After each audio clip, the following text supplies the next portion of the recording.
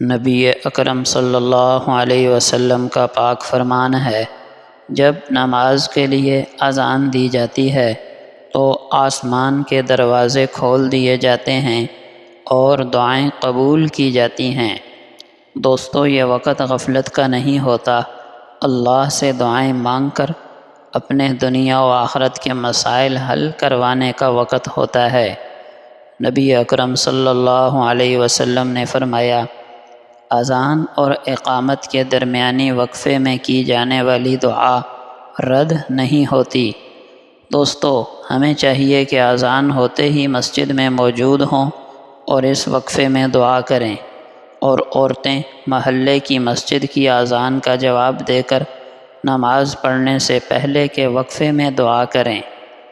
ابو ہریرہ رضی اللہ عنہ سے روایت ہے کہ نبی کریم صلی اللہ علیہ وسلم نے ایک ایسے شخص کا ذکر کیا جو لمبا سفر کرتا ہے، اس کے بال بکھرے ہوئے اور بدن غبار آلود ہے۔ وہ اپنے ہاتھ آسمان کی طرف اٹھا کر کہتا ہے، اے میرے رب، اے میرے رب، حالانکہ اس کا کھانا حرام، پینا حرام، لباس حرام کمائی کا اور پرورش حرام کمائی سے ہوئی ہے، تو اس شخص کی دعا کیسے قبول ہوگی؟ ایک اور روایت میں ہے کہ جس شخص نے حرام کا ایک لقمہ کھایا تو اس کا 40 دن کا عمل یعنی عبادت قبول نہیں ہوتی۔ ایک روایت میں ہے، جس بندے کا گوشت مال حرام سے پلا بڑا ہو، جس بندے کا گوشت مال حرام سے پلا بڑا ہو، اس کے لیے آگ زیادہ بہتر ہے۔ ابو درداء رضی اللہ تعالی عنہ فرماتے ہیں کہ نبی اکرم صلی اللہ علیہ وسلم نے فرمایا، کوئی بھی مسلمان بندہ ایسا نہیں ہے جو اپنے بھائی کے لیے اس کی پیٹھ پیچھے یعنی غیر موجودگی میں دعا کرے مگر فرشتہ یہ کہتا ہے، آمین، اور تیرے لیے بھی یہی ہو۔ دوستو، یہ حدیث واضح کرتی ہے کہ دوسروں کے لیے دعا کرنا در حقیقت اپنے لیے دعا کرنا ہے، کیونکہ اللہ کے مقرر کردہ فرشتے آپ کی دعا پر آمین کہتے ہیں اور آپ کے حق میں بھی وہی خیر مانگتے ہیں جو آپ نے اپنے بھائی کے لیے مانگی ہے۔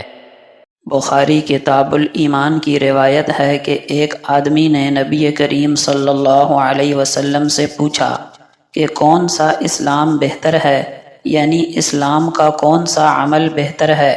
فرمایا کہ تم کھانا کھلاؤ اور جس کو پہچانو اس کو بھی اور جس کو نہ پہچانو اس کو بھی، الغرض سب کو سلام کرو۔ فائدہ: کھانا کھلانے میں دونوں باتیں داخل ہیں، اول بھوکے آدمی کا پیٹ بھرنا اور ضرورت مند کی ضرورت پوری کرنا، دوم یہ کہ مہمان، مسافر یا دوست کی خاطر مدارت کرنا اور ان کا اکرام کرنا۔ اسلام کا ہم سے ایک تقاضا یہ بھی ہے کہ ایک مسلمان دوسرے سے جڑ کر رہے، کٹ کر نہ رہے، اور اس کا بہترین طریقہ سلام کو رواج دینا ہے۔ نبی اکرم صلی اللہ علیہ وسلم نے فرمایا، مسلمان وہ ہے جس کی زبان اور ہاتھ سے مسلمان بچے رہیں، اور اصل مہاجر وہ ہے جو ان کاموں کو چھوڑ دے جن سے اللہ نے منع فرمایا ہے۔ جس شخص نے اپنی زبان اور شرمگاہ کو قابو میں رکھا، میں اس کے واسطے جنت کی ضمانت دیتا ہوں۔ مومن ایک سوراخ سے 2 دفعہ نہیں ڈسا جاتا۔ بغیر سختی اٹھانے کے حلیم اور بغیر تجربے کے حکیم نہیں ہو سکتا۔ نجات کیا ہے؟ اپنی زبان کو بند رکھنا، اپنے گھر میں قیام کرنا اور گناہوں پر نادم ہونا۔